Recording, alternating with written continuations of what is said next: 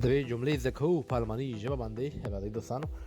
کله چې موږ چاته وایو زه ستاسو څومره پوروړی یعنې کارزار یم، دغه جمله په الماني ژبه داسې وایو: Wie viel schulde ich dir? Wie viel schulde ich dir? او دوستانو موږ چې کله چاته وایو ته ولې څه نه وایې، ولې خاموش یې، ولې څه وایې نه، دغه جمله بیا نو په الماني ژبه داسې وایو: Warum sagst du nichts? Warum sagst du nichts? ته ولې څه نه وایې.